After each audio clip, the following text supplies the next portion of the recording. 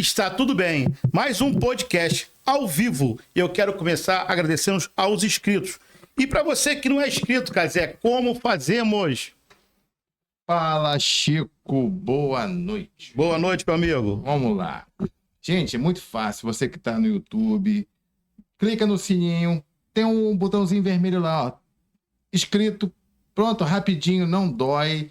É rápido, é rasteiro e vou dizer mais, hein? É cultural, é muito bom. Cheio de informações, junto com outros inscritos, trocando ideias, mandando mensagem. Chico responde dali, a gente pergunta daqui. E vamos fazer parte dessa galera. Quase 1.700, Chico? Isso aí, Cazé. E aproveitar aqui para escrever, a sua inscrição nos faz toda a diferença. E o nosso convidado de hoje é o grande artista Reinaldo Caó. Não só artista plástico, ele também é... Ele é cozinheiro, não, é chefe de cozinha. O chefe gourmet. Não é isso, Reinaldo? Boa noite, né, a todos. Né? Sim. Sim, boa noite. A gente faz um pouco de cada coisa, né? Até porque para sobreviver a gente precisa, né, fazer um pouquinho de cada coisa. Brasileiro, né? Sim. Tem que dar seus pulos, né, Reinaldo? Até capinar eu sei. Começou cedo. Reinaldo, aqui uma lembrança do nosso canal. Beleza. Uma caneca aí. Se quiser molhar a palavra, a água está aqui à disposição. Mas com certeza.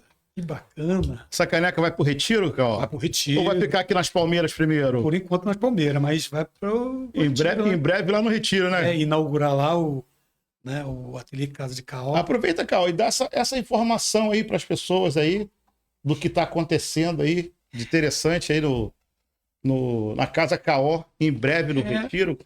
Chico, eu sou um cara que eu sou apaixonado pelo meu lugar, né, cara? Eu acho que eu saí do retiro com 14 anos, mas o retiro não saiu de mim. Eu gosto daquele povo que fez parte da minha história, da minha vida. Então, quando eu chego na roça, né, eu fico maravilhado, né? Então, é lá que eu quero terminar meus dias, né? E é lá que eu quero ser enterrado, lá no retiro, onde eu nasci, onde meus avós, a minha parentela, a maior parte, todos estão lá no retiro. E eu quero terminar. Eu só vou dar aula, Chico, de desenho e pintura só mais uns 2 anos. Eu quero pintar. Então eu quero viajar, pintar, eu quero pintar o mato do retiro, a natureza do retiro, eu quero pintar o povo do retiro, é isso. Quero ficar no meu ateliê, né? É isso. Então, em breve, teremos um novo espaço Reinaldo Caó no retiro, hein? No retiro. E direito a costela, feijoada, peixe frito. Sim, e um passo, eu quero, Chico, que lá seja um espaço de memória. Quero trazer não só objetos antigos, que fez parte... Vai ficar muito maneiro, hein? Da minha época, quando criança, dos meus avós, dos meus pais, a casa de farinha que não existe mais, a gamela, né? A prensa. Vai virar um museu. Virou um museu. Sim. Até porque lá no Tangará nós temos lá o Instituto Casa de Caó, né? E muita coisa eu vou levar lá para o retiro também. Isso aí. Caó, vamos mandar uns abraços? Sim. Vamos começar um abraço lá pelo retiro? Onde tudo começou, como o poeta Jorge Dragão fala, onde tudo começou, era diferente. Eu só voltei aí, o restante é com Bira, com outra galera aí.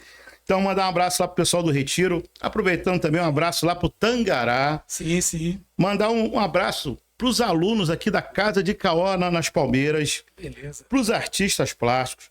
Para os amigos do Paralelo 24. Sim. E um abraço, Caó, no Nelson Feitosa, aonde que esse abraço vai chegar para toda aquela galera lá do Domingo com Arte, lá de trás. Sim. E nós não podemos deixar de mandar um abraço também para o nosso amigo Pastor Alain. Alô, Pastor! Pastor Alain. E lá para todos os gatitas. Gaditas. Gaditas, né? Eu faço parte, gaditas. Isso! Uhum. É isso. Os abraços findaram aqui. Você roubou todos os meus abraços. Não, mas aí você pode pincelar. Né, eu mando um abraço para o grupo também, Arte na Praça São Benedito, né? Para o pessoal da Salcisne, mando um abraço aos meus amigos, minha família, meus filhos, minhas parentelas, né? Os amigos da arte, os amigos da resenha, né? Aos meus irmãos católicos, meus irmãos espíritas, meus irmãos evangélicos, a todos os seres humanos, né? E em geral. Então é isso. Mando um abraço para o mundo.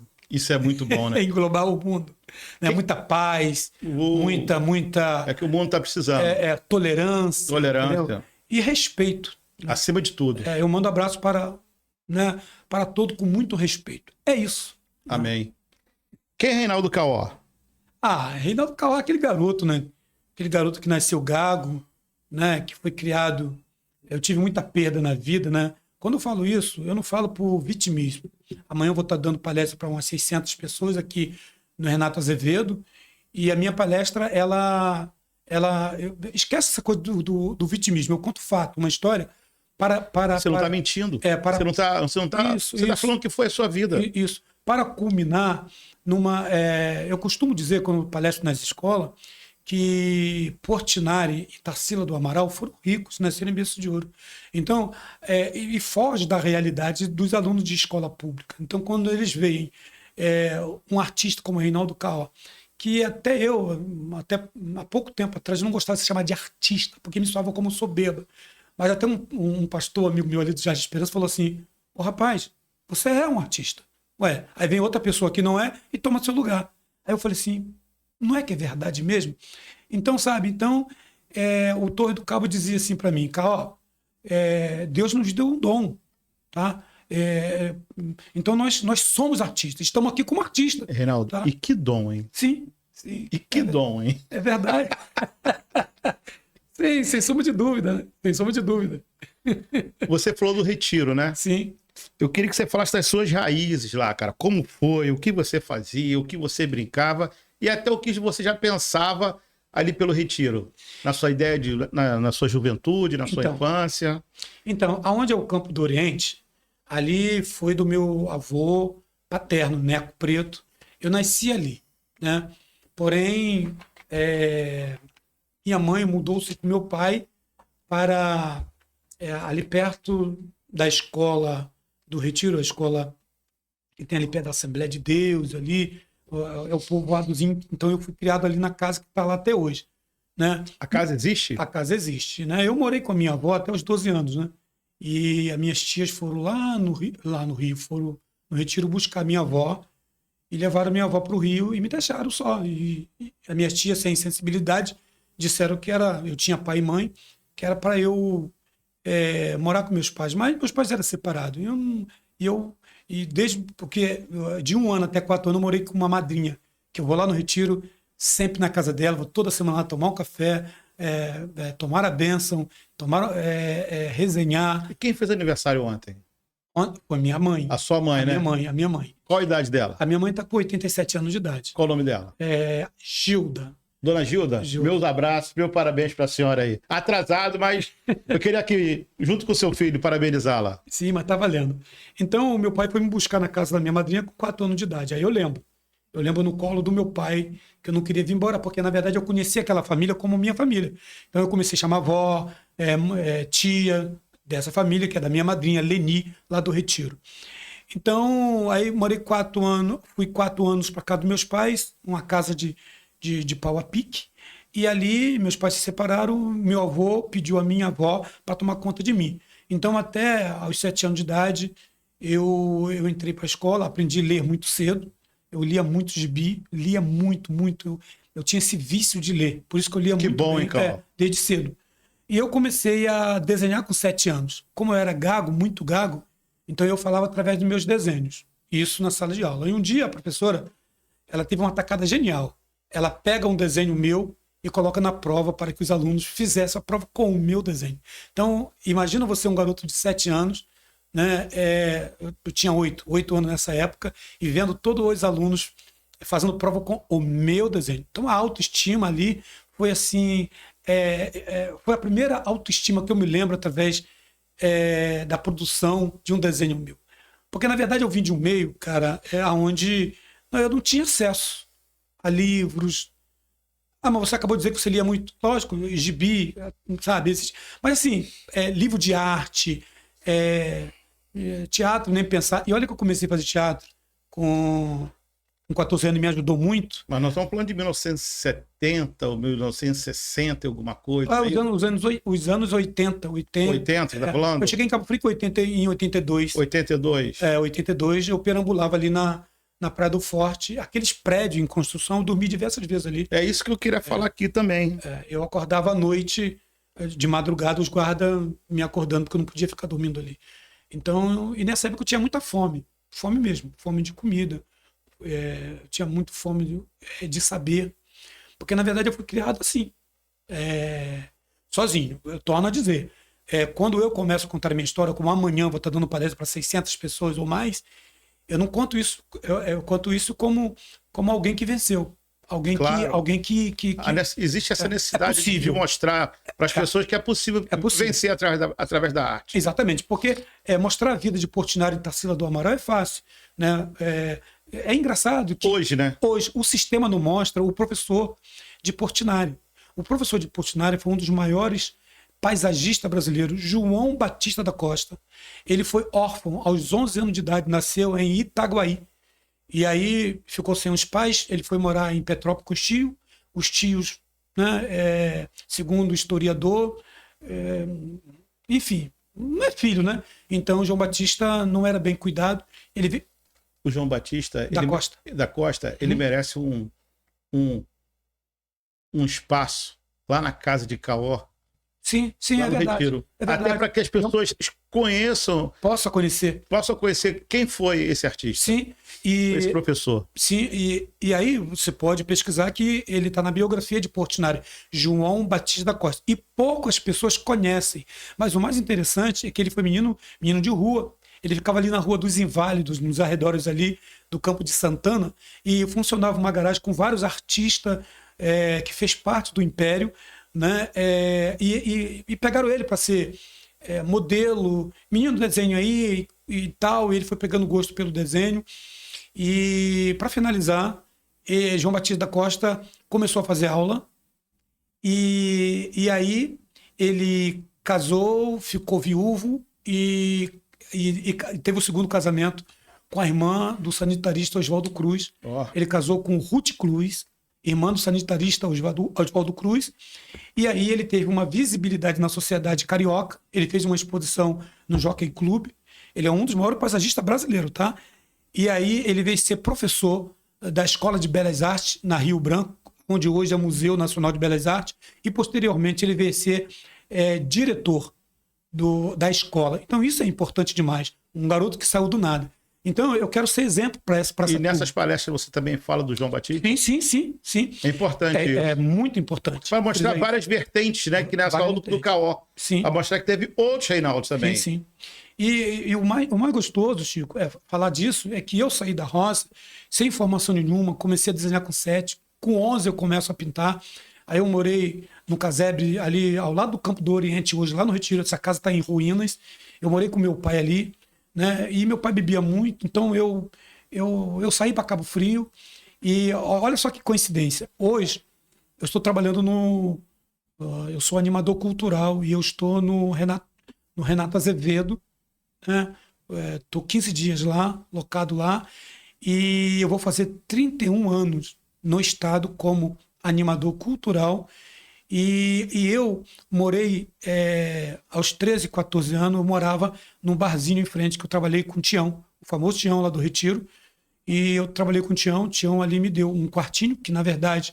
Tá falando aqui no São Cristóvão? No São Cristóvão, em frente ao 31 de março, que hoje é Renato Azevedo. Tá. E eu trabalhava ali de 13 aos 14 anos. Olha, aquele barzinho de esquina ali? Barzinho de esquina. Ali era de Tião.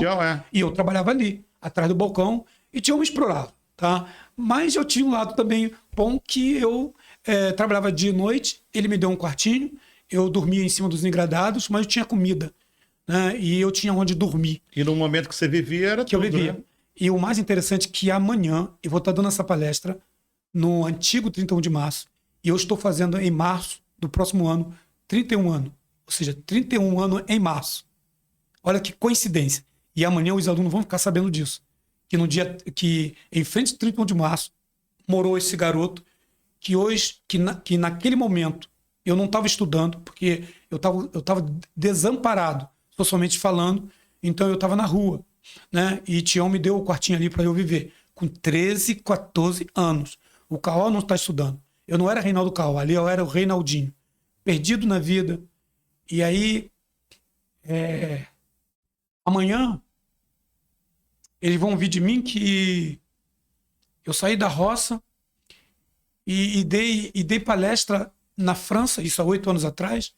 Parei na Alemanha, né? Estou vindo agora de 5 países, onde eu fiz exposições, dei aula, dei palestras. Tive 3 últimas exposições agora numa das maiores galerias de Cascais.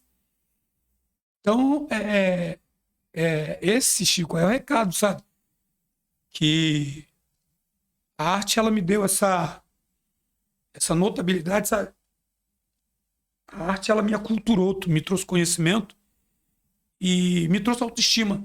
Se hoje eu sou o cara que eu sou, é porque eu lutei muito bravamente. Então eu quero ser um exemplo, mostrar que é possível você chegar. Sem vitimismo. Você fala assim, Não, é trabalho. Foi trabalho, é trabalho. Você está falando de trabalho. Trabalho. Vendi picolé na praia, vendi empada, entendeu? Na praia do Forte, para fazer meu dinheirinho, para comprar minha tinta. Eu pegava... eu não tinha conhecimento você pode entrar nesse da Praia do Forte, porque eu já estava aqui na agulha. Então, eu não tinha conhecimento técnico. Eu pintava 13, 14 anos ali no Baitião. Todo dia eu pintava, sabe, atrás do balcão e colocava meu quadro nas prateleiras para que os clientes de Tião pudessem, no final da tarde, ver minhas obras. Até que alguém falou assim, não, tá melhorando, mas os quadros dele precisam de algo. O quadro dele precisa de técnica. E aos 17 anos eu conheço uma pintora paulista. Eu costumo dizer, essa pintora, ela era uma jovem paulistana, que ela era casada com um intelectual, ela tinha terminado a Faculdade de Belas Artes e veio morar em Cabo Frio, aqui na Jorge Lócio. E com ela eu fiquei 3 anos. Me tornei seu monitor de arte. Em 1987 fiz minha primeira exposição coletiva no Caritas. E até hoje não parei. Então essa é a minha raiz. Da roça para o mundo fascinante da arte, mas é com muita perspicácia, sabe? A gente precisa ter muita luta. Você enfrenta muitos desafios. É preciso derrubar muralhas, como fez Josué, entendeu? Que, além de atravessar o Rio Jordão, derrubou as muralhas de uma das cidades mais antigas do mundo, que é Jericó, que era quase impossível, intransponível, que, segundo o historiador, tinha o muro de Jericó tinha 9, tinha parte que tinha 12 metros, e 4 homens de mãos dadas era a largura das muralhas de Jericó. Então eu tive que derrubar muitas muralhas. Para chegar. Exatamente. Ô, Caó, como foi seu primeiro contato com a arte? Então, quando as pessoas me perguntam, é algo muito divino. É um arroubo, é uma coisa extremamente radical, porque eu não tinha absolutamente conhecimento de nada. O meio que eu vivia era campo, cavalo. E... Tudo o contrário do que você já imaginava, né? Sim, eu acordava, criança, 3h30, 4 horas da manhã, que eu trabalhei de marrador numa fazenda lá no Retiro. Então, de madrugada eu estava na fazenda. O que seria amarrador, Caó? Amarrador, os bezerros, eles não podem ficar junto com a mãe, que senão ele suga todo o leite da mãe. Então, eles têm que dormir separados.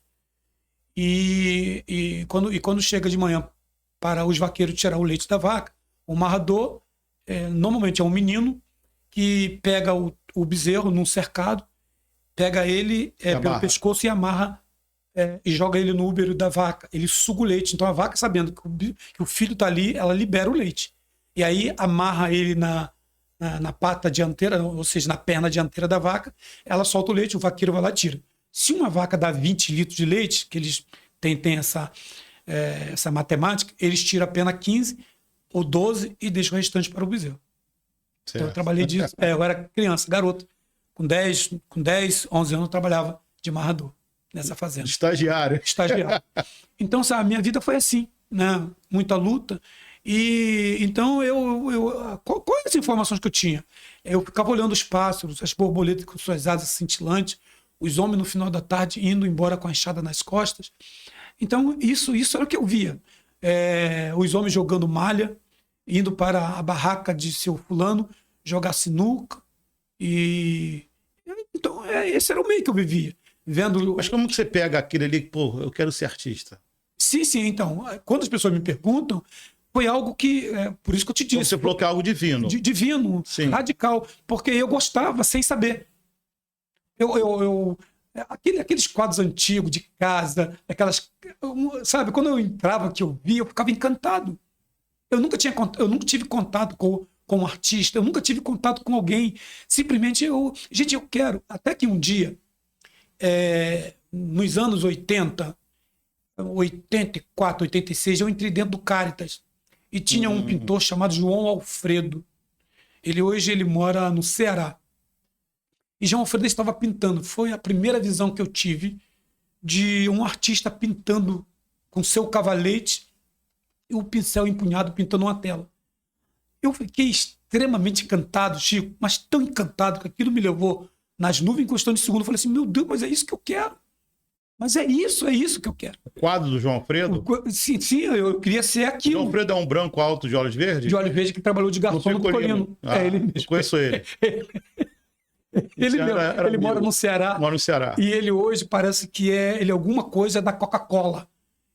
Parece que ele é representante, alguma coisa no Ceará, em Fortaleza. E nunca mais ouvi João Alfredo. João Alfredo trabalhava no Picolino como garçom. Tem um desenho, tem um quadro dele lá que ele retratou o Picolino e está lá no restaurante, lindo. Sim, o dono do Picolino me comprou uma obra, eu entrei e eu, inclusive, almocei lá no Picolino. Aí eu olhei assim, de quem esse quadro? Fui ver João Alfredo e contei para ele, né, que eu fui amigo de João Alfredo. Nunca mais vi João Alfredo, nunca mais. Então ele que te... Foi ele que me acendeu essa coisa, assim, não é isso que eu quero. E aí eu passei a ter aula com a Carlota, que veio de São Paulo, ficou aqui em Cabo Frio durante só uns 5 anos. Eu costumo dizer que da janela dos céus Deus me observava e só trouxe Carlota para cá, porque é um jogo de xadrez, a vida é um jogo de xadrez, você precisa mover, Deus, ele move as peças. Basta a gente ter sensibilidade de perceber. A Carlota, ela era artista plástica. Hoje ela mora em Ribeirão Preto. O trabalho dela influenciou algo em você? Sim, muito, muito, principalmente cor. Eu estudei cor com a Carlota até hoje. Eu estudo cor até hoje, mas todo o meu trabalho vem a minha base toda foi Carlota. Com ela eu aprendi muito. E o marido dela era um intelectual. E eu que não era acostumado, não tinha um café da manhã, né? Pão, então, não sabia o que era pão, bolacha, biscoito. Né? E eles, quando eu ia para casa deles, eu tomava café da manhã, ele com aquele sotaque paulista, né? Eu achava muito engraçado. E o Edu, ele fez questão de eu ler a biografia dos grandes artistas. Quando ele começava a falar do Rembrandt, do Van Gogh, do Delacroix, do Constantbleu, dos pintores impressionistas, dos pintores românticos, quando ele começava, ele me incentivou muito a ler com 17 anos. Então, eu li, Chico, a biografia de Van Gogh. Pela primeira vez eu tinha 17 anos. Olha só que interessante. Eu morava em frente, 17 anos, em frente ao 31 de março, que agora é Renato Azevedo. Isso. Eu li a biografia de Van Gogh pela primeira vez e nunca mais eu vou esquecer. O término do livro da biografia de Van Gogh dizia assim: depois da Segunda Guerra Mundial, um crítico de arte chamado Thais Tagnar disse que Van Gogh estava em moda frenética. Milhares de pessoas serpenteavam do lado de fora, numa galeria na Bélgica, serpenteavam do lado de fora para ver um único Van Gogh autêntico. Quantia que o genial pintor nunca sonhou numa vida feita de miséria de centavos. E quando eu agora, 4 meses atrás, eu estava em Bruxelas, né, eu entrei dentro de uma lanchonete, eu estava lanchando em Bruxelas, e eu vejo essa recordação na minha mente. Aí eu rumo para Amsterdã, porque na verdade Van Gogh ele nasce numa aldeia, ele nasceu na Holanda, mas na divisa com a Bélgica, numa aldeia. Seus pais eram protestantes, ele é filho de pastor presbiteriano. Van Gogh foi missionário, o meio acadêmico não fala disso. Inclusive, indo agora na Holanda, numa cidade chamada Nuna, eu pintei. Quando você foi lá na Europa, você seguiu os passos Van Gogh? Sim, eu fui em Nuna, na cidade onde ele trabalhou e morou. Eu registrei, tem vários quadros meus que eu pintei lá na Europa, inclusive eu torço para o Brasil, esses quadros estão retornando comigo. Em abril eu estou indo para a França, onde eu vou estar pintando lá na França. Passar mais quanto tempo lá? Agora vai ser pouco tempo. Não vou ficar muito tempo na França, não. Devo ir ficar 15 dias. 15 dias. A minha filha mora em Lisboa, então eles já estão até se preparando. Nós vamos de carro de Portugal até Paris. Nós vamos de carro, né, junto com meu cunhado. Eu faço. Hoje eu tenho amigos pintores em Paris. Inclusive o Josué Valentim é um brasileiro que reside em Paris. Eu vou estar abrigado lá. Ele faz parte de uma associação de artistas lá em Paris, e nós vamos estar juntos, pintando. Então eu estive agora no Museu Van Gogh, né, e vi a sapatilha dele, vi a paleta dele, vi os materiais dele. Então aquilo para mim foi um sonho, jamais eu podia imaginar então, isso. o Museu Van Gogh, dando uma viajada aqui, ele é uma inspiração para a Casa de Caó no Retiro? Sim, com certeza, absoluta certeza. É uma coisa impressionante. Né? Inclusive, nós fizemos uma reunião no Paralelo 24. Quero mandar um abraço ao pessoal do Paralelo 24, que o grupo é um grupo, Chico, pô, grupo show de bola, sabe? É todo mundo da arte, né? Todo mundo vive a mesma causa, tem mesma emoção, mesmo sentimento. Sim, Cello, Rodrigo, doutora Margarete, sabe? Nosso amigo Carlão, sabe? A gente se reúne, sabe, há 2 anos discutindo arte, cultura, sabe? Então, é muito bacana. O nosso violonista, que é oh, meu Deus. O maestro Sérgio Gabriel? Sérgio Gabriel, gente, né, boníssimo. Então, a gente é um grupo que... a menina da literatura, né, a Jaqueline Brum. Então, nós somos esse grupo aí, né? O Ítalo do teatro. Muito respeito, sabe? Muita respeito. Então, é um grupo bacana, sabe? Então, a gente... né, quando eu cheguei da Europa, né, que os episódios que aconteceu comigo, fiquei muito triste. Eu tive um apoio incrível desse grupo. Então, aqui eu tiro o meu chapéu. Né? É Irmandade, né? Irmandade é para isso mesmo. Sim, parceria mesmo. Parceria pro resto da vida, né? Meu amigo, Carlos Sclia. Carlos Sclia teve uma participação muito importante. Isso foi em 87. Me levaram na casa de Sclia, mas eu não tinha noção que era Sclia. Para mim, garotão, não, você precisa conhecer Sclia. Reinaldinho, né? Reinaldinho. Sabe por que eu assinava Reinaldinho? Porque, na verdade, olha só que coisa, né? Os meus amigos de infância, Reinaldo, ninguém me chamava de Reinaldo. Então, eu tenho que assinar Reinaldinho. Eu assinava bem grande, porque eu queria aparecer. E aí me levaram para Sclia ver um trabalho meu. Sclia pegou um quadro meu e falou assim para mim: a sua pintura não tem técnica nenhuma, né? Tá muito duro. Mas a técnica se adquire pintando. Eu só tenho um conselho para te dizer, né? Mete a cara na pintura porque você é um pintor, né? E a técnica, um dia ela vai aparecer. Ali não estava o artista, ali estava um pintor. Ele foi muito duro contigo naquele momento? Eu acho que ele foi preciso e certas crítica construtiva, ela é muito importante para o crescimento. Naquele momento eu precisava ouvir isso. Apesar que eu não entendi, saí muito bravo. Sim. Agora, é natural, isso é natural. Depois que... E ele falou assim, Reinaldinho não é nome de artista. Como de fato não é. Reinaldinho? Não é. Jogador de futebol. Jogador de futebol. Você vê que anos depois já apareceu os dois, é o Ronaldinho, né?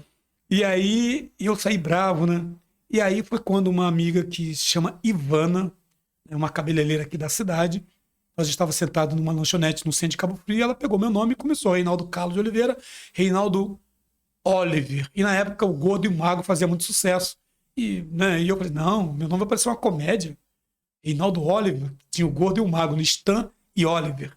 Não, aí e troca daqui, troca de lá, e nasceu o Reinaldo Cal também não. Bota um acento, K.O. A sonoridade é que me pegou. O K.O. O K.O. Eu falei ele assim, cresce, ó, o nome, K.O. E hoje, Chico, eu sou mais conhecido por K.O. E sou conhecido por... Inclusive, lá na Europa, todos os meus trabalhos agora que vão para a Europa é RKO. E lá, e lá numa galeria me chamaram a atenção num fato que eu nunca percebi. Eles perguntaram para mim assim, como é que Pablo... Você sabe o nome de Picasso? Sei, Pablo. Então, ele assina P. Picasso. E Monet, Claude Monet. Você pode ver que algumas telas ele é mais conhecido por Monet, não é Claude. Fala, a pintura de Claude, não é Claude. Monet. E Van Gogh, o nome de Van Gogh é Vicente William. Van Gogh é o sobrenome. Eu comecei a pensar, eu falei assim, Renoir. O Renoir é Claude também. O Manet é Edouard, que seria Eduardo em português. Ele só assina o Eduard. Não, só Manet. Manet. Manet. Só assinava Manet. Tem um Manet e tem um Monet. Os dois contemporâneos. Eles pegaram e diminuíram. Sim, sim. Aí eu falei assim, gente, eu nunca pensei nisso. Aí eles falaram pra mim assim, e lá no seu país, como que é o nome de Portinari? Aí eu, Cândido. É mesmo, Cândido. Então ele falou assim, então aqui as suas obras bota CKO. Aí eu falei assim, então agora é CKO. Né? Aqui no Brasil, por eu ter, durante muitos anos, fiz toda a minha carreira aqui com Reinaldo KO, então eu assino o Reinaldo KO. As obras que eu mando para lá é RKO. Mas, KO, eu acho que você podia fazer igual ao Portinari. Você já, desde já, com todo respeito, R.KO. Um padrão, pô. Sim. Porque se você olhar, será que são dois artistas? Sim. Reinaldo KO. Aí você vê o outro R.KO ou só KO, dá um padrão de assinatura. Sim, é para pensar mesmo, Chico, porque o KO, antes de ir para a Europa, e o KO, depois que veio. Sem. Não, isso é evolução, pô. É evolução. É evolução. Eu aprendi muito. Chico, eu aprendi muito lá, Chico.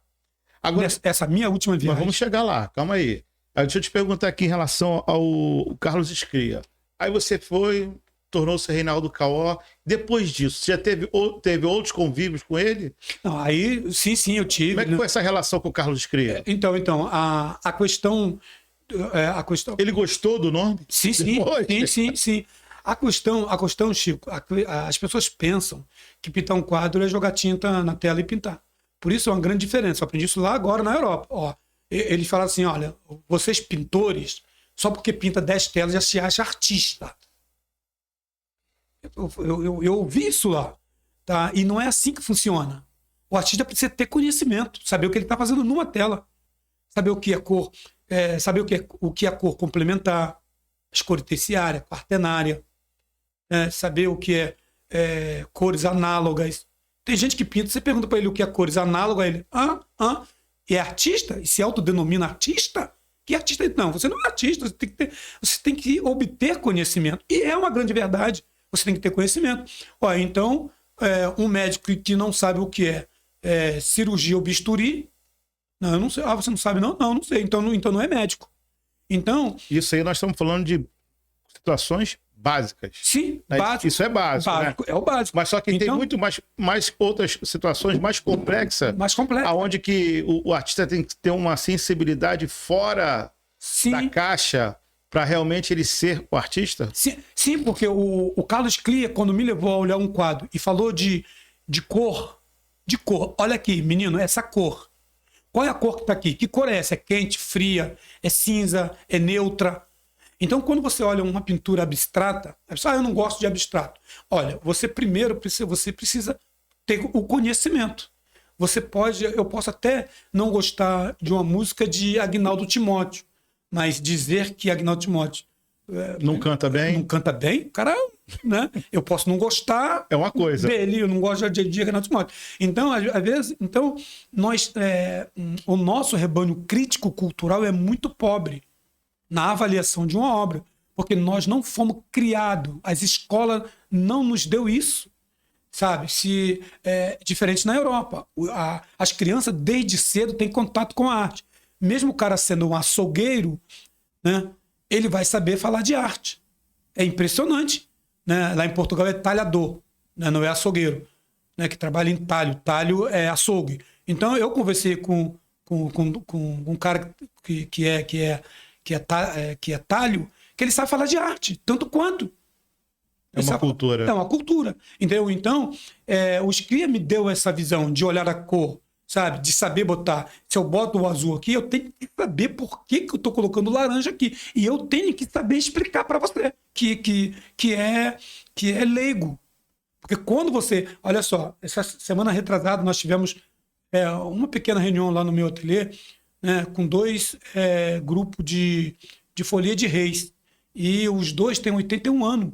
Cara, eu que sou um cara que que mastigo, vivo a cultura, gosto disso, eu fiquei penalizado dos dois. Eu sei que pena não é um sentimento legal, porque ambos estavam com 81 anos e falaram assim, mas meus filhos não seguiram isso.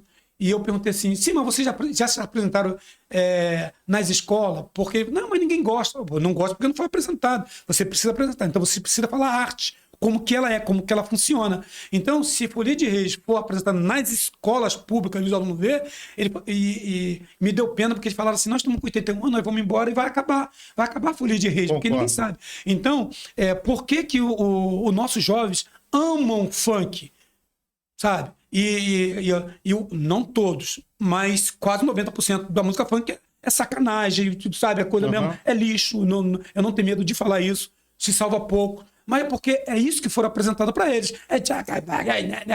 Então, quando você vê uma outra pessoa que é apresentando para eles uma música clássica, uma música tal, então eles vão ter escolha. O nosso jovem Mas não é apresentado. Mas não é apresentado. O Martin Luther King, né, o pastor americano, ele disse que dentro do cemitério está as grandes riquezas da vida, do universo, do mundo. O que Martin Luther King quis dizer com isso?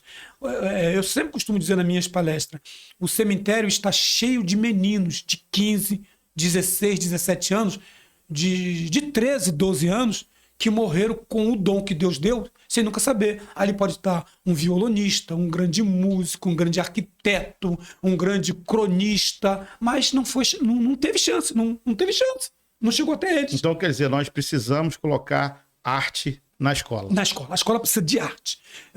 A poltrona que eu estou sentado, ela foi desenhada por alguém. Tá? As curvas dos prédios, alguma coisa, tudo passa por desenho. Então, quando você faz com que o aluno...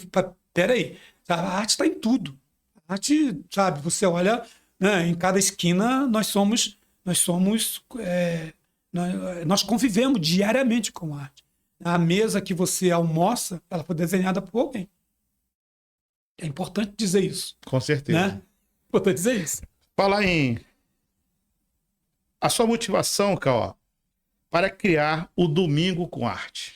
Então, Chico, saber, Chico, saber que as crianças, o pessoal da periferia não tem contato com a arte, né? As classes menos favorecidas, né? Não ter esse contato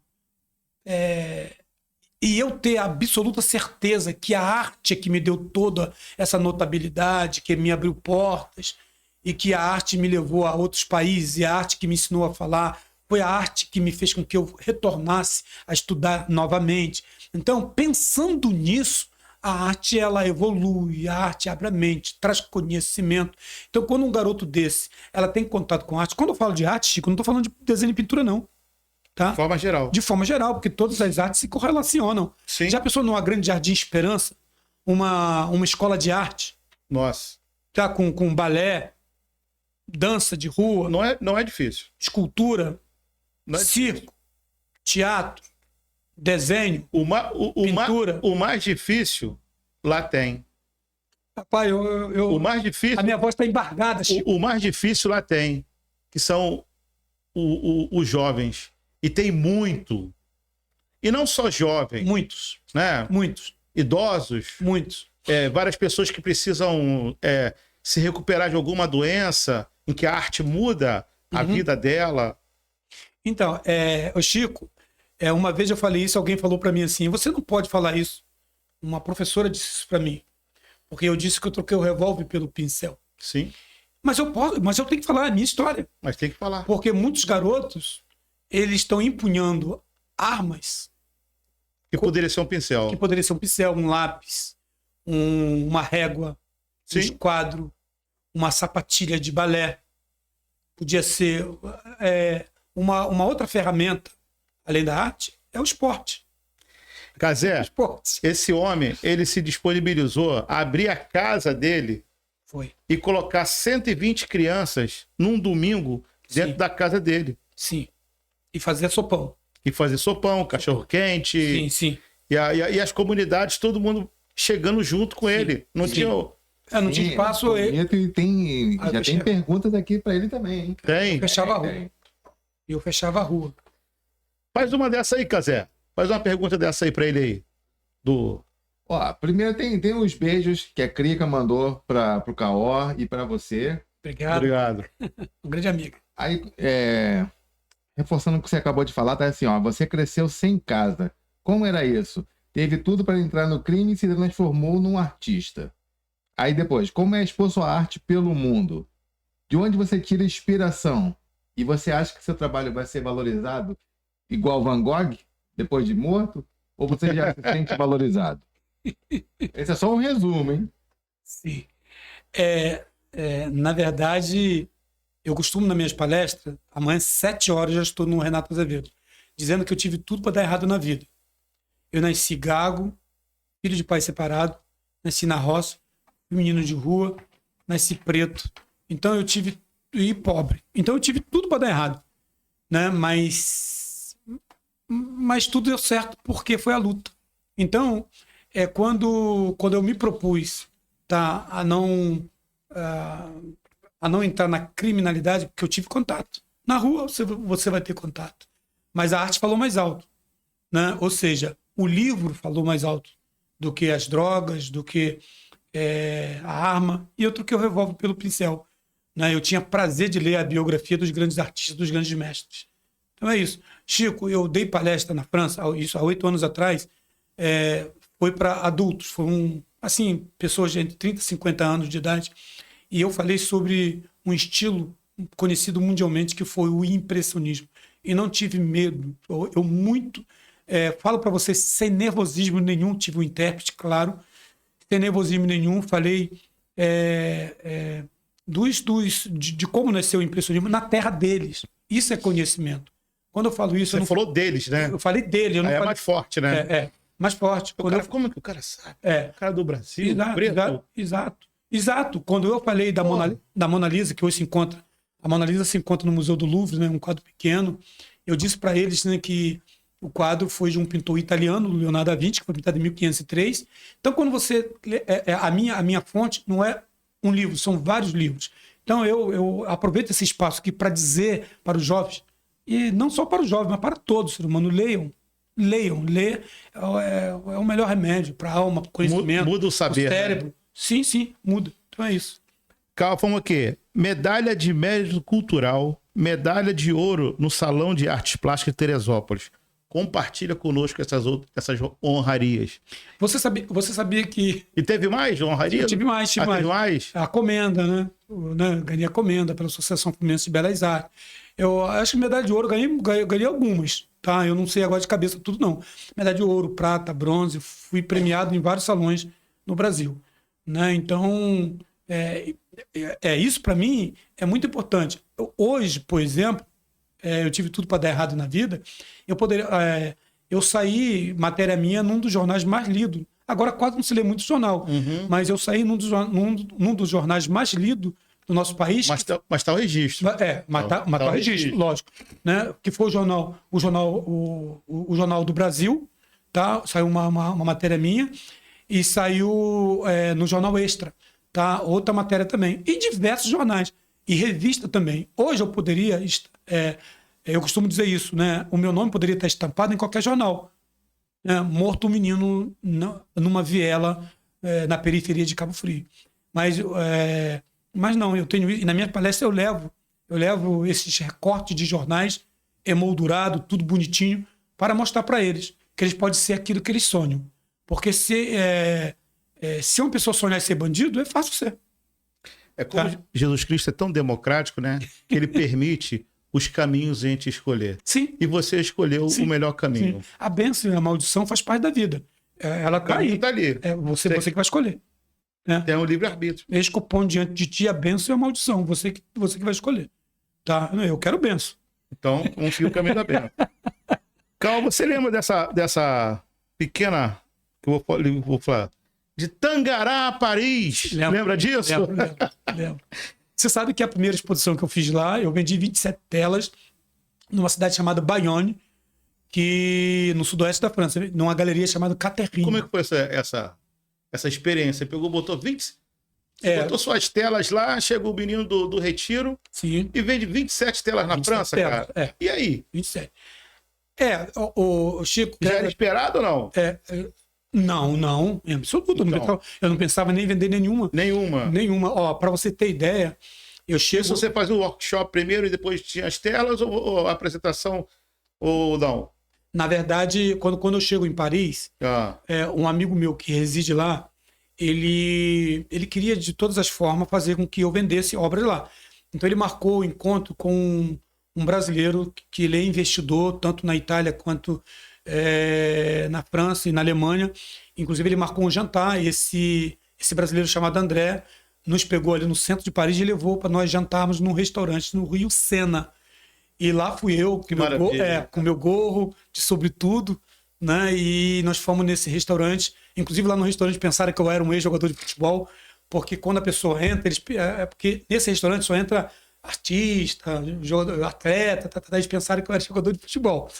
Né? Enfim, até hoje eu não sei porquê. Inclusive, eu vou até perguntar isso. Né? Eu tô sempre que eu lembro para perguntar se meu amigo esqueço. E aí, esse André falou assim: olha, eu não vou investir em arte porque o momento não está propício. Eu investi numa artista aqui francesa, não deu certo. E o meu amigo, eu senti que ele ficou muito chateado.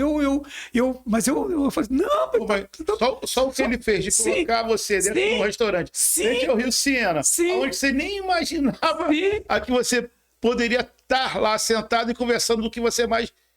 Eu estava extremamente extasiado, pô. Mas eu senti que meu amigo não estava... Não, porque ele queria o objetivo. Ele não estava legal. O objetivo dele era outro, pô. E aí ele ligou para um amigo dele, um alemão. Não, eu tô com um artista aqui do Brasil, preciso que você conhece, porque esse alemão gostava de arte. E aí o alemão falou assim: então traz ele aqui na minha casa, tá? E vamos, mas eu não pensava em vender nada, não. Aí nós fomos no jantar, o alemão, a mesa parecia até uma torre de Babel. Só tinha africano, alemão, francês, brasileiro. Nesse jantar? Marroquinos. É mesmo? Nesse jantar. E aí, num dado momento, pediram que eu falasse um pouco da minha história. E esse meu amigo foi um intérprete, né? E aí, na mesa, aquele silêncio absoluto, eu contei minha história, sucinta, rápida, nasci na roça, nunca escondi minha origem no Retiro, estudei com Carlota Marsiglo, sabe? Sempre eu carrego Carlota como a minha mentora, né? Que foi minha primeira professora. E aí, enfim, pediram para que... Mas você trouxe o quadro aí? Eu tinha levado os quadros, então a gente pode ver? E aí, uma francesa... E eles eram o quê? Artistas? Não. Uma casa, um jantar de amigos. E eu fui... né, eu fui convidado, né? E chamaram algumas pessoas. E aí, a filha do casal, ela tinha 12 anos, 12 para 13 anos. Escuta isso. A filha do casal. Isso há 8 anos atrás. Então, ela hoje tem 21, certo? E aí, essa menina de 12 para 13 anos... Pediram que eu mostrasse um quadro. Eu botei as minhas telas em cima da mesa, tudo no pano, né? E era uma Paraty, assim, com aquela poça d'água, né? E perguntaram para mim assim: lá chove muito assim? Aí eu expliquei, né? Que a cidade foi feita, a cidade foi feita com esse intuito, com esse objetivo, né? De lavar a cidade, para a maré encher. Aí eu contei, acharam mega interessante. E aí perguntaram o valor. 780, mas era 780. O que eu ia falar, que eu vendo aqui no Brasil por 780 reais, uma tela de 50, 70. Aí eles entenderam que era 780 euros. E 780 euros ficou. E aí a menina foi lá e pegou 780 euros. Tuf. Né, o salário mínimo lá parece que era 1.200 euros na época. Na época era 1.200 euros. Então 780 euros não era nada. Foi lá e pegou e me pagou. 780 euros numa tela. Você... aí nessa noite... Os olhinhos? Eu falei, meu Deus. Nessa noite eu vendi... Deixa quieto isso aí. Nessa noite eu vendi 6 telas. 6 telas lá. Eu falei assim, meu Deus, que isso? 6 telas. E tudo na faixa de 780 euros. 780 euros, tudo nessa faixa. E aí eu fiquei maravilhado. Falei, meu Deus do céu. E aí uma semana depois eu fui na Galeria Caterine, tive que pintar mais quadros lá. E foi isso. Inclusive, o dono da casa visitou a exposição, ele queria saber onde eu dava palestra, que ele queria ir, e foi isso que aconteceu. E falando da sua... Escuta, aí eu voltei agora. Quando eu volto agora, que eu estou dando uma palestra lá, isso na França, a menina de 12 anos que comprou a minha tela, estava lá aquela moça bonita tocando piano, e aí tiraram foto comigo. Então foi muito legal. Foi muito legal esse reencontro agora. Boa, isso é muito show. Aí eu falei para ela assim, não, eu falei pro intérprete, fala para ela a primeira obra minha vendida em solo europeu foi você que comprou. Ela, cara, assim, a família ficou maravilhada, né, que abriu essas portas para mim. Pô, muito legal isso, né, cara? Muito, muito. Deixa eu te falar, e a sua experiência lá no Museu de Louvre? Uhum. Você sabe que o Louvre é uma grande escola. Ali você aprende mesmo. Você vai lá, porque lá é aberto aos artistas, pintando ao vivo, copiando obras. Isso é muito natural lá. E eu entrei lá para estudar mesmo, sabe? Estudar. Só que eu não pintei lá em Paris há 8 anos atrás. Eu fui pintar agora. Ah, você não pintou, não? Não, eu pintei na França, em outro. Há 8 anos atrás, não. Não, eu não pintei em Paris. Eu pintei em outra cidade, Tá. na França. Agora que eu pintei em Paris. Agora que eu fui pintar ao vivo, estudar as cores dos impressionistas, aquele cinza quente. Continua estudando cores. Aquele azul que o Monet faz. Eu falei assim, eu tenho que ver. Lembra dos CLI ainda? Sim, em loco, porque um dos melhores professores é a natureza. A natureza te ensina muito. Você pintar em loco, no local, você captar a essência da luminosidade. Então, não é isso. Aliás, são as cores verdadeiras. São né? as cores verdadeiras. Esses quadros vieram comigo para o Brasil, estão aqui no meu ateliê, nas Palmeiras, né? E vou retornar com eles em abril. Com essas obras que foram pintadas lá, eu trouxe para cá, mas estou retornando com eles. Ó, ministrar workshops na França. Sim. O que o menino do Retiro pensou naquele momento? Você lá na França, tô grandão, fazendo aquela palestra, as palestras, né? E o menino do Retiro, o que ele pensava naquele momento? Ô Chico, eu tenho um grande mestre. O meu mestre, ele me ensina muito, diariamente, todo dia, que é Jesus. E com ele eu aprendi uma coisa chamada humildade, né? O dono do universo lavar os pés dos discípulos. Então quem sou eu? Entendeu? Então quando eu, aprendendo com ele, eu não me deslumbro.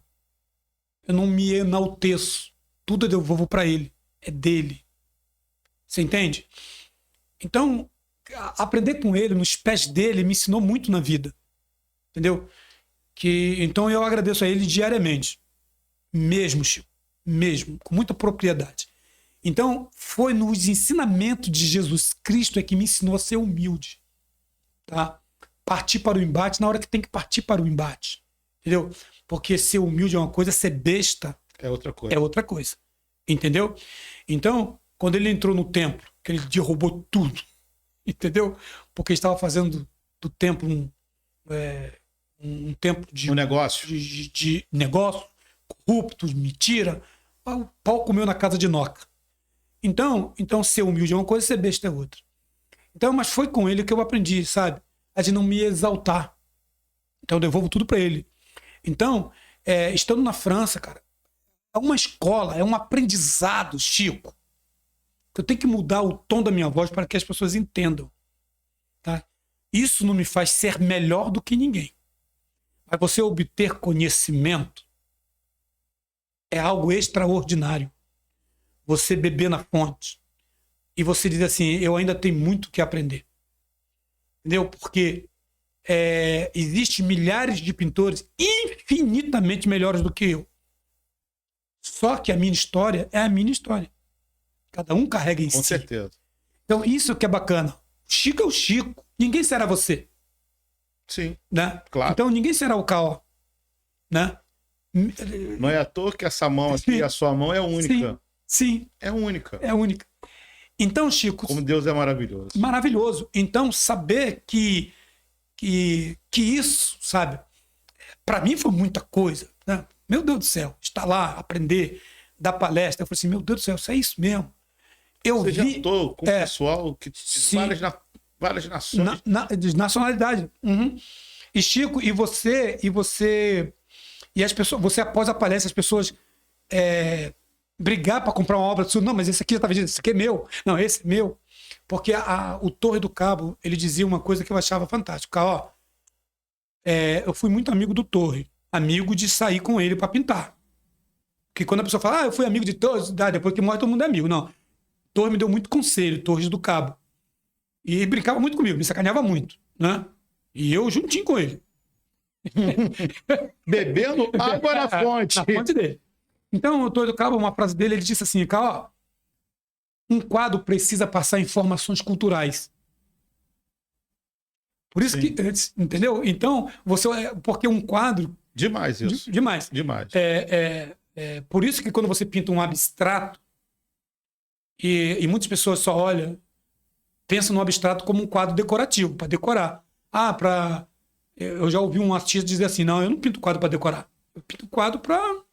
O meu quadro é uma joia, uma obra de arte. Entendeu? Então você troca o sofá, vai ter que trocar... Não. Entendeu? Porque... Entendeu? Mas porque foi cultuado isso. Sim, foi feito isso. Sim. Olha, esse sofá aqui é vermelho, Sim. então você tem que ter um amarelo, Sim. ou um vermelho aí atrás. Aí. Desse jeito. Cinza não combina. Então tá. Sim. Mudou o sofá. Aí então pega isso aqui, ó. Sim. Dá pra tia ali do lado ali, Sim. que ela vai... Sim. Então, sem balagandaio, sem politicagem, quando você apresenta um quadro abstrato, por exemplo, você diante de uma plateia, você saber falar dele.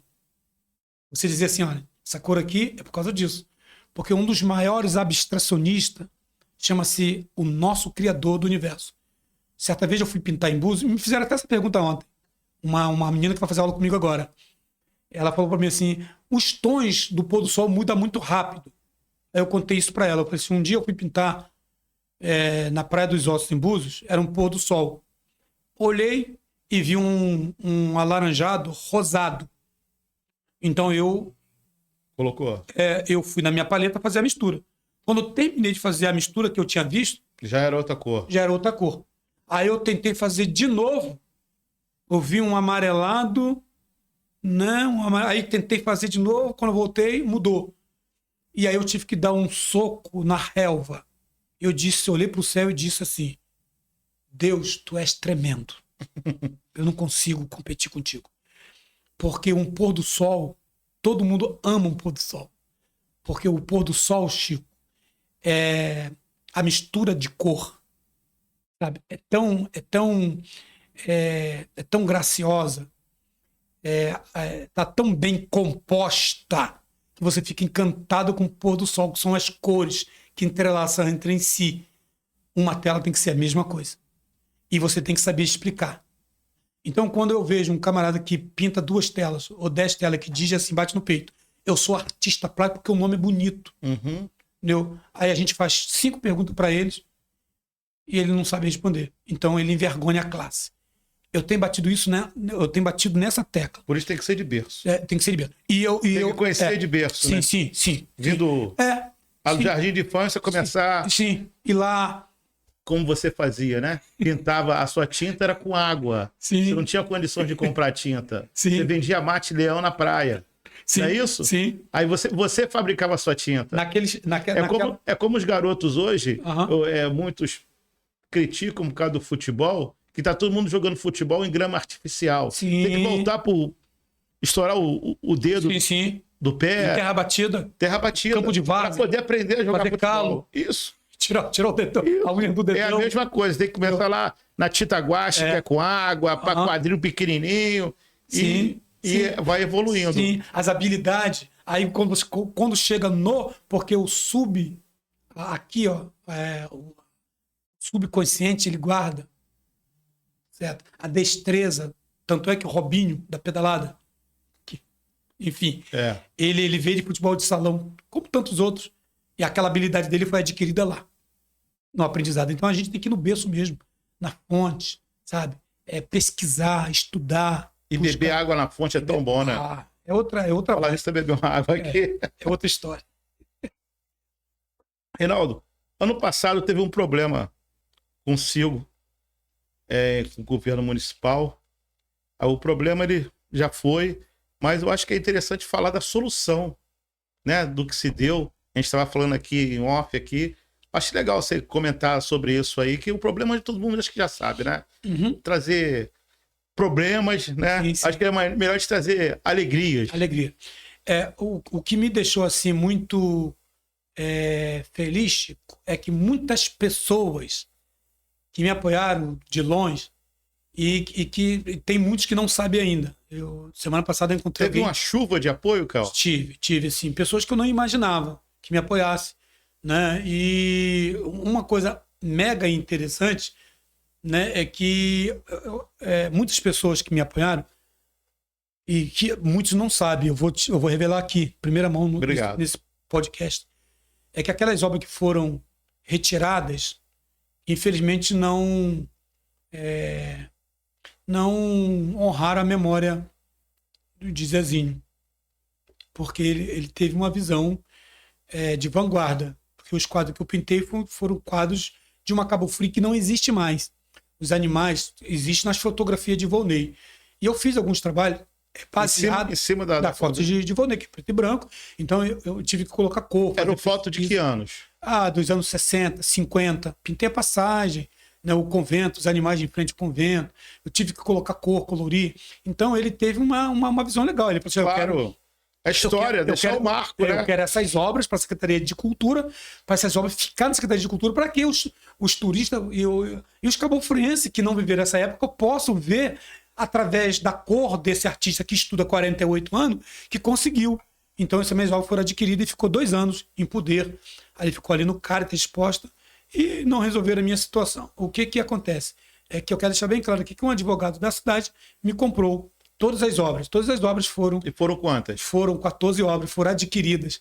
Entendeu? Então, eu quero aqui externar isso, a minha gratidão a esse advogado que comprou, né? E que adquiriu essas obras. Essas obras hoje fazem parte de um acervo, tá? Particular. Pô, ele que ganhou. Ele ganhou. Nós perdemos, ele ganhou. Apesar do investimento dele, mas ele ganhou. Ele tem uma história lá que ninguém tem, dentro de casa. Dentro de casa, sim. Você trabalhou no Espaço Cultural Torres do Cabo, né?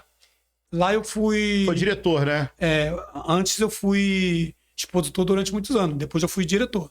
E quais foram os maiores desafios e conquistas lá, como você teve como diretor?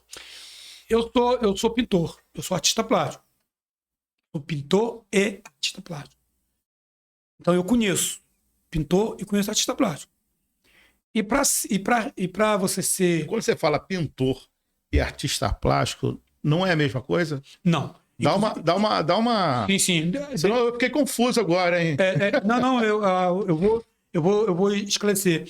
Eu tive na galeria em Cascais, inclusive o Rodney, que é o curador dessa galeria, ele foi padrinho de casamento de Glória Pires e Orlando. Porque até que eu bati um papo com ele lá na galeria, e ele falou para mim assim, olha, o pintor, ele pinta para vender. E o artista... A produção. E o artista vende o que pinta. Eu falei assim, interessante isso. Não está pronto, a pessoa, eu quero uma tela assim, assim, assado. Porque o artista não se preocupa em pintar para vender. Ele procura ir além do processo. Ele quer estudar, ele quer fazer. Então ele procura fazer o melhor dos melhores, entendeu? E aí ele falou para mim assim, você é artista ou você é pintor? Então, na verdade, eu sou os dois. Que eu pinto para vender e tem quadro que eu não pinto para vender. Eu pinto para a posteridade. Eu pinto para ficar exposto sabe? Tem cada obra sua que leva quanto tempo para você fazer uma obra? Um quadro que eu pinto para não vender, eu demoro. Sabe? Eu quero trabalhar nele. Ali eu vou botar tudo, esses 40 anos, os 48 anos de aprendizado vai ali. É uma obra de arte. É um quadro que eu pintei para não vender. Ué, mas esse quadro que você pintou para não vender, você não vai vender? Vendo, lógico que eu vendo. Só que é um outro preço. Mas ele nunca está pronto, né? Sim, é um outro preço. Como o quadro meu premiado, o artista não deve vender seu quadro premiado. Deve, mas eu já vendi quadro meu premiado, porque eu vivo de arte. Tá? Mas, enfim, aí eu só tenho a foto dele. Quadro que foi medalha de ouro, eu vendi. Medalha de prata, medalha de bronze. Graças a Deus eu tenho alguns, né, no meu acervo. Então, o pintor é aquele que, eu quero pintar, quero aprender a pintar, que é para vender. Porque, Chico, eu quando iniciei na arte, eu não iniciei pintando para vender. Eu não pensei nisso. Tanto é que veio uma pessoa uma vez para mim e perguntou para mim assim, cara, quanto é que eu vendo no quadro? Vem cá, quanto você gastou de tinta aqui? Quanto é que você... Epa, eu falei para ele, meu amigo, se você está pensando nisso, então nem entra. Ele perguntou, quanto é que custa a tela? Quanto é que eu vou vender? Eu falei assim, rapaz, eu queria aprender. Eu queria aprender a pintar de verdade. Os meus quadros, se foram vendidos, é apenas é consequência de um trabalho. Entendeu? Mas eu não comecei... Inclusive, Chico, até hoje tem quadro que eu tenho pena de vender. Até hoje. Aí fala, é o artista que está gritando. Que não tá é dentro de você. não é o pintor, é o artista. O pintor, ele quer vender. O pintor quer vender, né? O pintor, ele pinta para vender. E o artista pinta o que vende. Ele pinta o que vende. Ou seja, mas esse quadro, esses meus quadros europeus, para você tirar ele de mim, é muito difícil. Eu não pintei para vender. Eu pintei para estudo. Eu atravessei... Esse que você pintou lá? Eu pintei uns 20. Eu atravessei o Oceano Atlântico.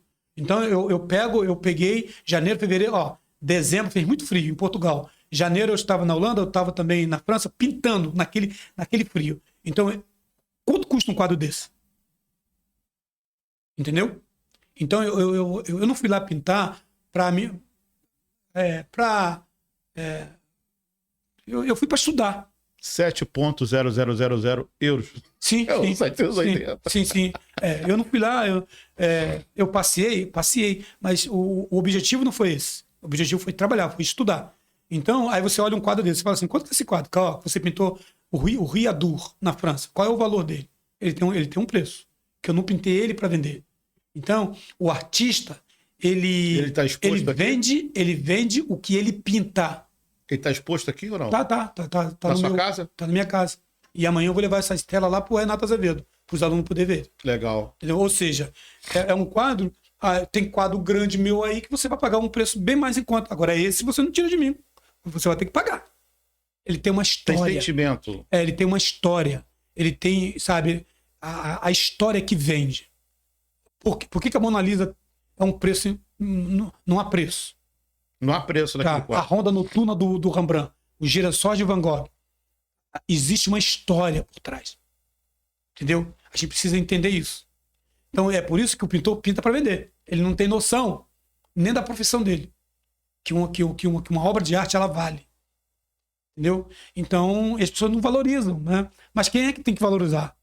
O próprio artista. Com certeza. O próprio artista. E eu pensava que essa frase era do Rodney, esse camarada que é lá da galeria de Cascais. Quando eu chego aqui, acho que umas 3 semanas atrás, eu li em algum livro, não sei se eu vi na internet, essa frase não é dele, é de Picasso. É do Pablo Picasso. Eu falei assim, olha aqui. Ele tá levando sim. a ideia para frente. Sim. Né? Sim. E o negócio é esse, você está falando aqui, amanhã você fala de novo lá nas suas palestras de 600 alunos amanhã, e tem que levar essa ideia adiante, é isso mesmo. Sim, e falando de ideia, eu queria que você falasse da Casa de Caó, um lugar mágico, onde que rola muito evento, tem uma gastronomia lá de primeira linha, lá do Retiro, ela chega no Caó. E aí, fala daquele local. Então, lá... Tô precisando ir lá de novo, hein? Faz tempo que eu não vou, hein? Inclusive, lá no Retiro, a gente tá fazendo isso. Eu tô... lá no Retiro... vai ter surpresa em 2025. Lá no Retiro, eu quero fazer aquele lugar que você se sinta bem. Bacana. O Ateliê Casa de Caó, que é o GastroArt, ele nasceu... Na verdade, a primeira experiência gastronômica que eu tive eu era criança. Uma prima me viu fritando um ovo. E ela foi lá e me ensinou a fritar um ovo. Eu devia ter 7 anos de idade. E ela falou assim, não, joga o óleo quente em cima. Aí eu falei assim, que legal. Então ali foi o primeiro contato que eu tive. Como eu morei sozinho, então eu tive que me virar. Então eu sempre cozinhei. Trabalhei com o Tião. Né? Depois de confinar do Tacílio ali ao lado da Igreja São Benedito, no bairro da Passagem, no Bar Vascão. E ali aprendi a fazer frutos do mar. Aí veio a pandemia. Você faz aquela feijoada? Feijoada também. De frutos do mar? Do fruto do mar. Aquela era brincadeira, que era doido. Tava pau. O Tacílio, os cozinheiros que ele tinha na época. Então, ali foi a minha escola. Então, quando veio a pandemia agora, o que aconteceu? Eu trabalhava no CIEP do Tangará, né? E ficamos 3 anos sem escola, sem ir para a escola. E aí o meu tempo ficou livre. E eu falei assim, eu vou fazer uma gastronomia. Aí fiz gastronomia.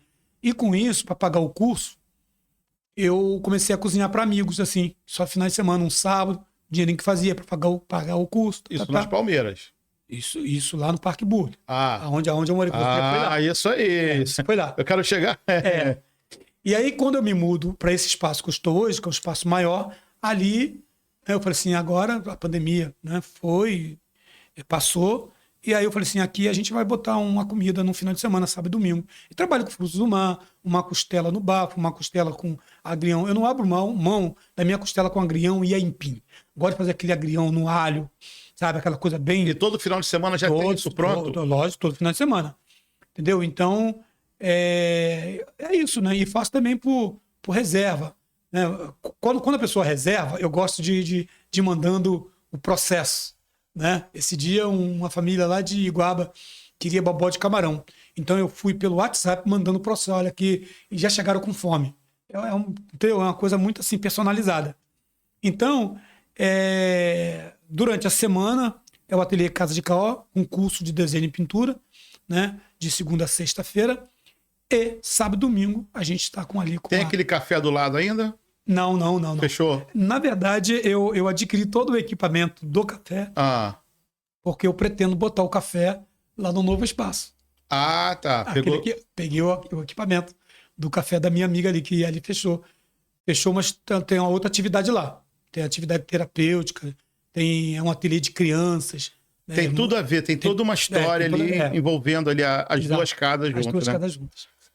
Ô, Cazé, Fala aí. pode jogar aquele vídeo? Agora. Posso? Obrigado, meu amigo. Aí, Caó. O som aumenta aí, Cazé? Nasceu aí. Hoje é Instituto Casa de Caó.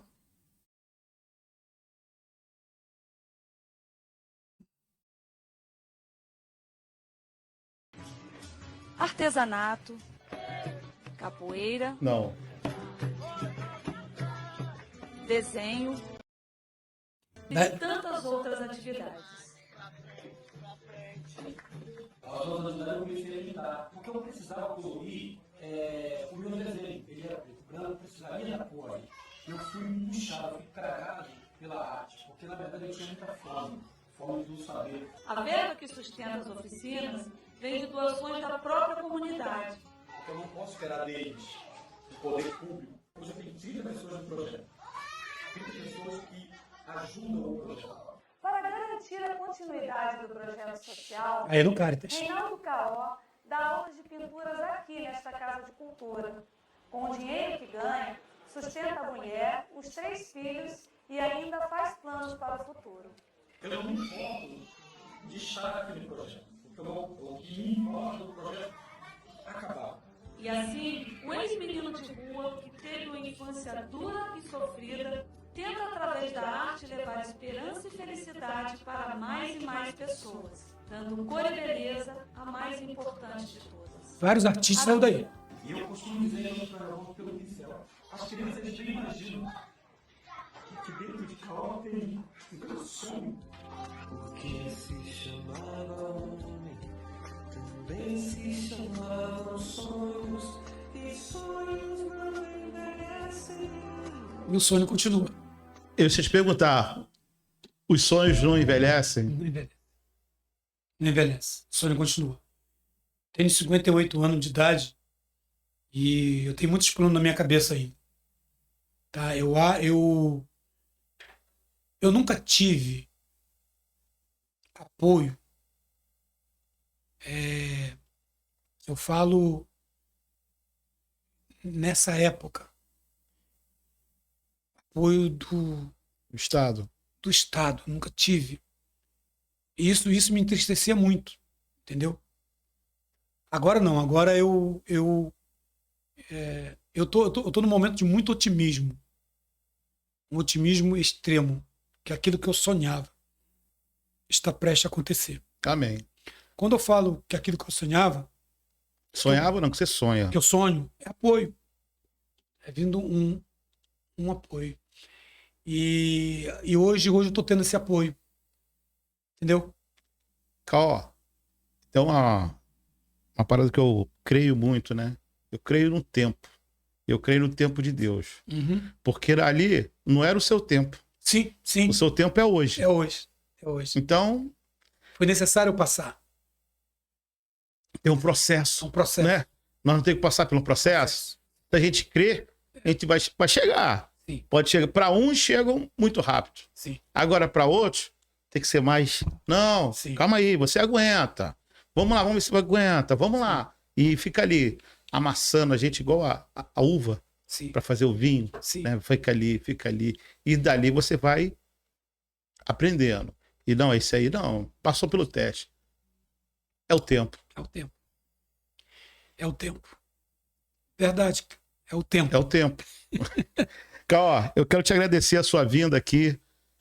Esse papo que maravilhoso, enriquecedor. Sim. Espero que nosso papo ele chegue em coração, chegue em mente e chegue em ações também, como você está tão forte que isso chegue. Sim. Eu torço, porque isso vai ser a vitória não só do Reinaldo Caó, mas vai ser a vitória de muitas crianças e muitos jovens dos menos favorecidos da cidade Sim. de Cabo Frio. Sim.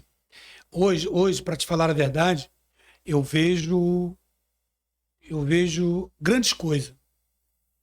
A Grande Jardim Esperança precisa de uma escola de arte que atinja várias comunidades.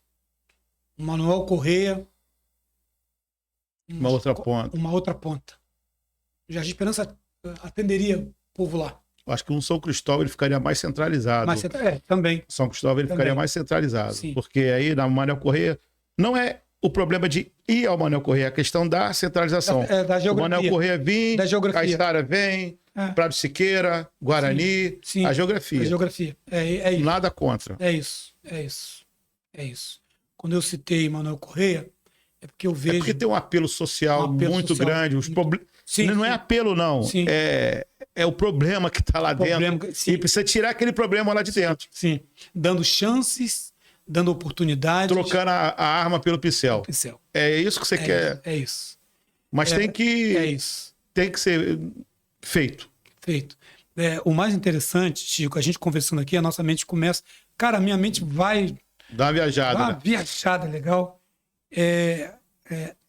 Nada é. Por acaso. Não, nada é rápido. Sim. As coisas é um processo mesmo. É um processo. Né? Você vê, eu falei para você que meu mestre Jesus, você vê que ele com 12 anos ele está entre os doutores ficaram boquiabertos de onde vem tanta sabedoria. Então se ele fez 12, ele começa o ministério dele com 30 anos, e quando ele tinha 18, 20, 25 anos, não era o momento dele ainda se manifestar. Mesmo ele vendo coisa errada. Cara, isso é muito doido. E ele falou assim, não é o momento ainda. Então eu costumo assim, eu tenho meus devaneios de artista, né?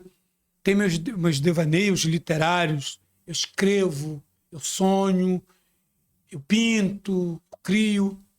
Então eu imagino assim, né, ele olhando suas irmãs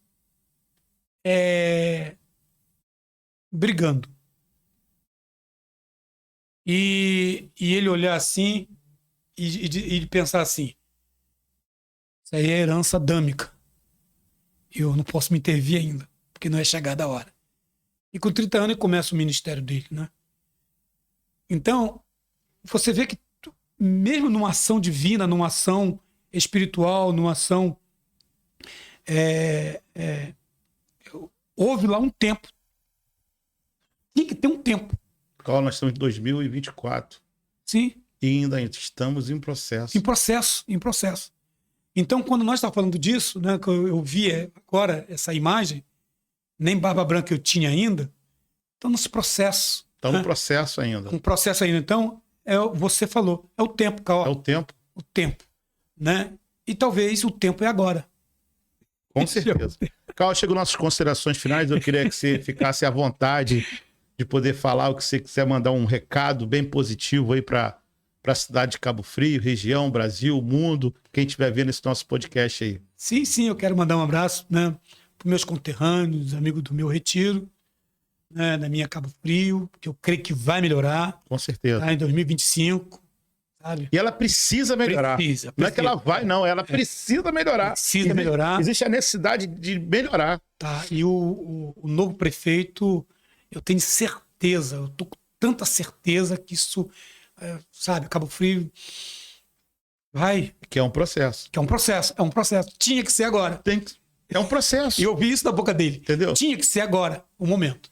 Então, eu quero mandar um abraço, né, aí para todos do Paralelo 24, meus amigos artistas, o novo prefeito da cidade, né, a Câmara de Vereadores, que a gente precisa, né, uma Câmara atuante, né, meus irmãos gaditas, né, onde eu congrego, pastor Alain, meus amigos, a você, Chico, Obrigado. né, ao meu Brasil, à minha cidade, ao meu bairro, à minha família, esposa, filhos, sabe, minha parentela e o mundo. Precisa de paz, de tolerância e respeito. É só isso. Meu abraço. E esse programa maravilhoso, Chico, nesse podcast, eu tenho certeza que tem alcançado muito, uma audiência bacana. E você, cara, que é um cara do povo, um cara bacana, um cara que sabe, você sabe transitar, tá? Você sabe transitar. E você, uma vez, você me deu uma aula, tá? De espaço, no pequeno ateliê que eu tinha. Eu lembro disso. E você saiu da minha casa de noite e eu olhei para Vani, minha esposa, e falei assim: esse é o Chico Parafuso. Sabe? Eu até lembro da história. Do espaço. É do espaço. É isso aí.